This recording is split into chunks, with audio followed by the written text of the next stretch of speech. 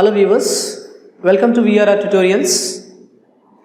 So మనం ఈరోజు టాపిక్లో వర్షం గురించి ఎలా సెంటెన్సెస్ మాట్లాడాలి, ఏ విధంగా మాట్లాడాలి, సెంటెన్సెస్ని ఎలా ఫ్రేమ్ చేయాలి అనేది నేర్చుకుందాం. మన ప్రీవియస్ వీడియోలో వర్షాన్ని అసలు ఎలా మాట్లాడాలి, అసలు ఎన్ని రకాల వర్షాలు ఉంటాయి, మనం ఎలా వెకాబులరీ యూజ్ చేయాలి వర్షానికి అనేది మనం నేర్చుకున్నాం. If you want to know them please watch our previous video on vocabulary for rain. If you find this useful, please do like, share and subscribe to our channel. So let's go to the topic. So talking about rain, మనం rain గురించి ఎలా మాట్లాడతాం సెంటెన్సెస్ని use చేసి. So మనం raining అనేది common, okay, it's raining okay, అక్కడ వర్షం పడుతుంది, అదే నువ్వు బయట వర్షం పడుతుంది అని చెప్పాలనుకున్నావు. So it's raining outside, okay, it's raining outside. జనరల్గా అనేది రైనింగ్ అవుట్ సైడ్ అని పడదు, రెయిన్ అంతలక్కలా పడుతుంది. మనం తెలుగులో బయట వర్షం పడుతుంది అని చెప్తాం, కానీ రెయిన్ అన్ని చోట్ల పడుతుంది. కానీ మనం బిల్డింగ్లో ఉంటాం కాబట్టి మనకి రెయిన్ పడదు, బట్ ఇట్స్ రైనింగ్ అని చెప్పడం best, it's raining out side అనడం కన్నా. కాబట్టి ఏంటంటే మనకి కొన్ని మనం వీఆర్ తెలుగు పీపుల్ కాబట్టి మాకు ఎన్నో కామెంట్స్ వస్తుంటాయి. వాళ్ళు తెలుగులో టైప్ చేసి పంపిస్తుంటారు తెలుగు సెంటెన్సెస్ని, బయట వర్షం పడుతుంది అని చెప్తారు. So that's okay. So it's raining outside, okay అని చెప్పుకోవచ్చు. బట్ ఇట్స్ రైనింగ్ అన్న ఓకే, నో ప్రాబ్లం. అంటే రైనింగ్ అనేది ఎట్లా, రైనింగ్ అంతా పడుతూ ఉంటుంది, right.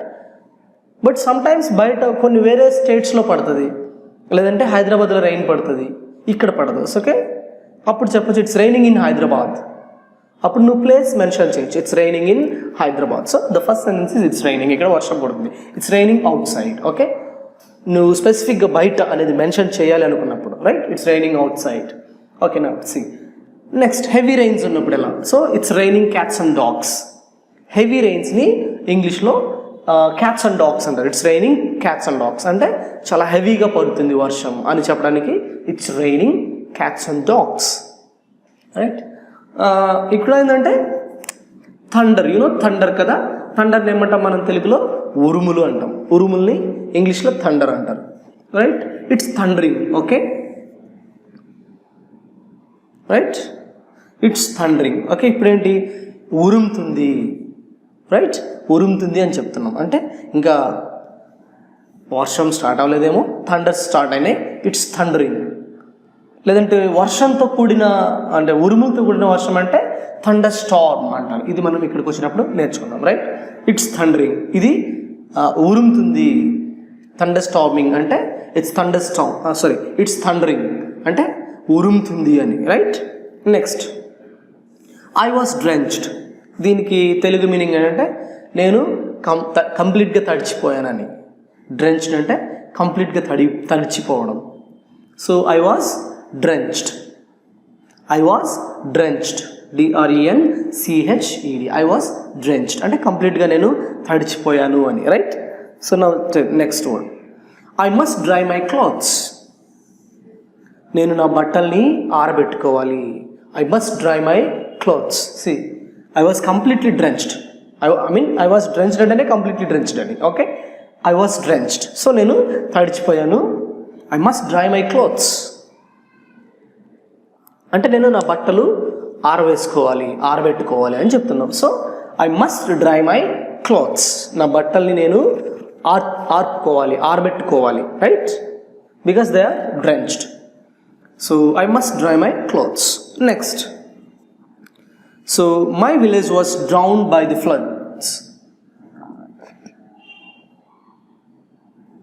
or else my village was drowned in the floods. మా విలేజ్ ఫ్లడ్స్లో మునిగిపోయింది. మై విలేజ్ ఫ్లడ్లో మునిగిపోయింది అని చెప్తున్నాం.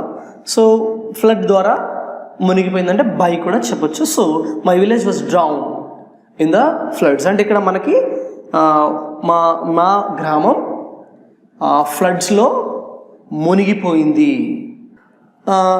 The crop was drowned and spoiled due to heavy rain.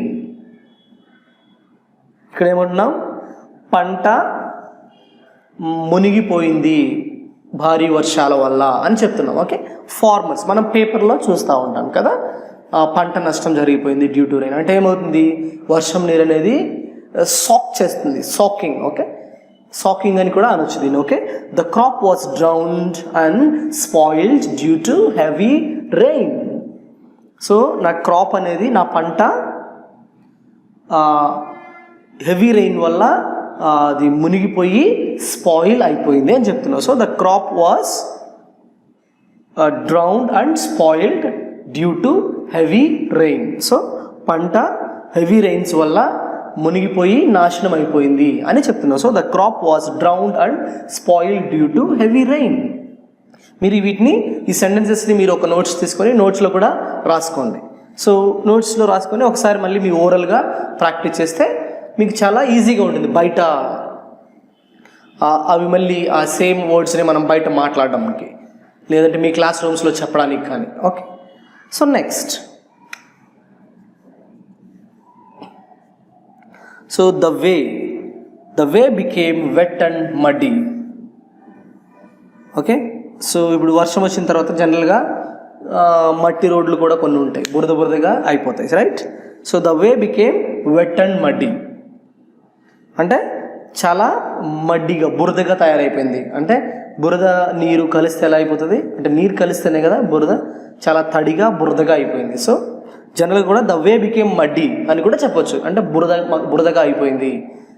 Okay, due to rain అని చెప్పొచ్చు. Okay, the way became wet and muddy due to rain, right? The way became wet and muddy due to rain అని చెప్పొచ్చు, right?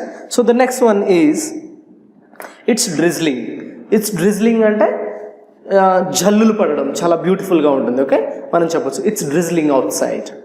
Okay, it's drizzling చాలా beautiful, అంటే ఒక మంచులాగా కురుస్తూ ఉంటుంది. మంచు ఎలా కురుస్తుంది ఒక్కొక్కసారి కొన్ని వింటర్స్లో, అది కొంచెం కంటిన్యూస్గా అలాగే కురుస్తూ ఉంటే that is drizzling. Okay, drizzling, it's a beautiful view. Okay, it's drizzling అని కూడా చెప్పొచ్చు, right? It's down pouring. It's down pouring అంటే కుండపోత వర్షం కంటిన్యూస్గా డే అంతా పడడం, నైట్ అంతా పడడం, that is called down pouring. Okay, it's down pouring, కంటిన్యూస్గా వర్షం పడుతూనే ఉంది అని చెప్తున్నాం. ఓకే, హెవీ రెయిన్ కంటిన్యూస్గా పడుతూనే ఉంది అని చెప్తున్నాం. So it's down pouring. It's drizzling. Okay, జల్లులు పడుతూ ఉన్నాయి. ఓకే, ఇట్స్ డ్రిజ్లింగ్, జల్లులు పడుతూ ఉన్నాయి. చినుకులు పడుతూ ఉన్నదానికి ఇలా చెప్తాం, ఇట్స్ స్ప్రింక్లింగ్.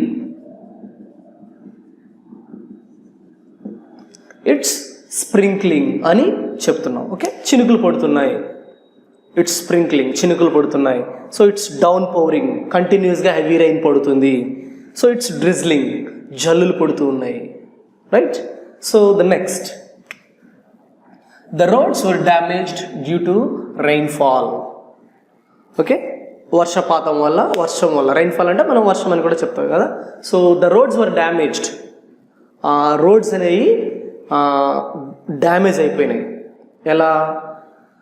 రెయిన్ వల్ల అని చెప్తున్నావు. So the roads were damaged due to rainfall or due to rain, due to heavy rain అలా చెప్పుకోవచ్చు కదా. The roads were damaged due to rain అని కూడా, రోడ్స్ డ్యామేజ్ అయిపోయినాయి, రోడ్డు వల్ల పాడైపోయినాయి, నాశనం అయిపోయినాయి అని చెప్పవచ్చు.